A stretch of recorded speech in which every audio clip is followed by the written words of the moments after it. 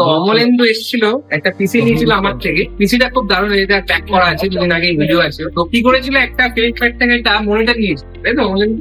তো এটাতে কি হয়, ওর 5060 মানে 5060 গ্রাফিক্স কার্ড আছে, আর সঙ্গে 16 GB DDR5 সেটা বাকি পড়ে যায়, রাইজেন 7500, দারুণ একটা কনফিগারেশন আছে। এবার কি হয়েছিল, ও ফ্লিপকার্ট থেকে যখন মনিটরটা নিয়েছে, নেওয়ার পরে পিসিটাকে অন করে, তখন আমার মনিটর ডিসপ্লে আসে। তো যথারীতি আমার কাছে এসে আমাকে বললো, তা আমি দেখলাম মনিটরটা অ্যাকচুয়ালি সেখানে একটা রিফারেন্স টাইপের একটা দিয়ে এটা করা আছে। তখন আমি ওকে একটা দিকে ওইটা সাজেস্ট করো। তো এই যে অনেকে সতর্ক থাকতো যে অনলাইনে পারচেজ করলে অনেক সময় ভুলভাল দেখে আসতে পারে, তো একটা 22 ইঞ্চি মনিটর দিয়ে করে দিলাম, খুবই কম পয়সা, ও পয়সা যেটা দিয়েছে সেটাই নিয়ে নিচ্ছে।